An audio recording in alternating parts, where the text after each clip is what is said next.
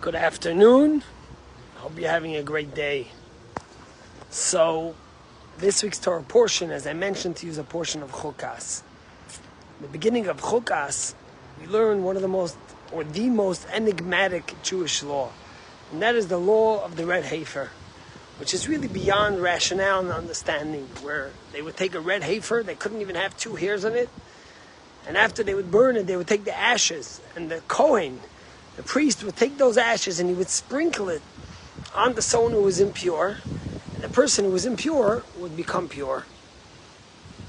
The Torah says, Zos chukas ha-Torah. This is the ultimate enigmatic mitzvah that's beyond rationale, beyond anything you could ever understand. Even Moses, the rabbis tell us, couldn't understand this.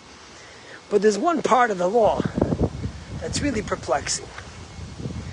And the law says like this, that the Kohen would take the ashes of the red heifer and he would sprinkle it on to the impure person, and the person who was impure would become pure.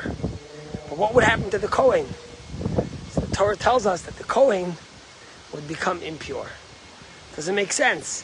Here I'm using something that purifies, and I'm making this person pure, yet me, myself, the one who's purifying him, becomes impure till evening? The Rebbe gives a very powerful answer. And really, in a sense, this answer that the Rebbe gives also speaks to the core of the way the Rebbe viewed the world, viewed our responsibility for each other, for another human being, for another Jew, for our community. The Rebbe says like this. Many times, a person says, listen, I'm happy to help somebody else, but I'm not going to get dirty for it. If I can help him and it's easy, or her, fine, but I'm not going to go into the mud and dirty myself to be able to help someone else. And the Rebbe said, imagine you're a lifeguard and you're sitting on top at the water and you're sitting on top watching, and someone jumps into the water and falls and they're drowning. And imagine if instead of jumping into the water, you would say, tell the person, start floating, start trying to swim, and you try to explain them how to save themselves. Of course, that wouldn't help. The only way for you to save them is to jump in yourself into the water. And then you try to save them.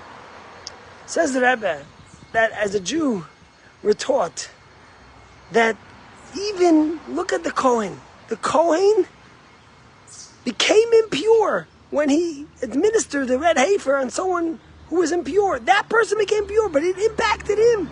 Because it's really a lesson for each and every one of us that our love to help another Jew, another human being, has to go beyond what's our comfort level. Even if it impacts us sometimes, if it takes us away from our comfort and it makes us do something that's hard. Because ultimately that's what we're here for, to help someone else, even when it impacts you. And that's why we learn this message from the Kohen, because the Kohen was the Ohev Shalom, the ultimate person of peace, the ultimate person of love. True love is when you're able to help someone, even if it's going to be hard for you and uncomfortable. Of course, it's not a big deal to help someone when it's easy, but how about when there's a challenge involved? You know, I saw the story about this young guy, Nachum. Nachum lived in Crown Heights. You see, this past Sunday was the Rebbe's yard side. And the Rebbe, although he gave this teaching, not only does he give the teaching, but the Rebbe epitomized this value of helping someone else and taught his followers to help someone else, even if it impacts them. Why would someone move to Siberia or to Beijing, China, or to Tokyo, Japan, away from his community, away from his family, away from everything that's familiar, just to help someone else? Because the Rebbe taught us this message. And one day, there was this guy, Nachum. Nachum lived in Crown Heights. He was a young guy.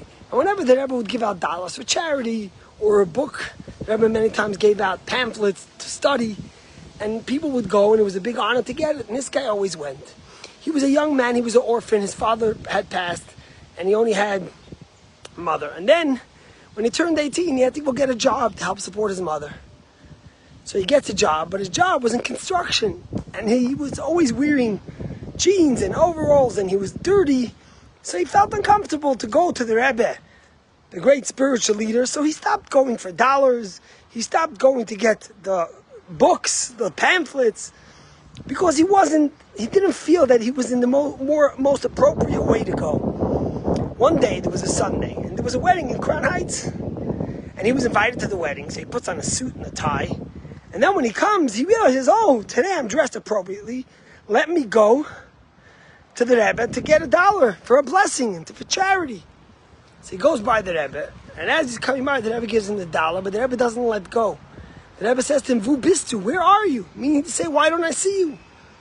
So he's a little embarrassed, and he's a little shocked, but he says to the Rebbe that ich bin allemal schmutzig. In Yiddish he says, I'm always dirty, and I don't think that it's appropriate for me to come in that state.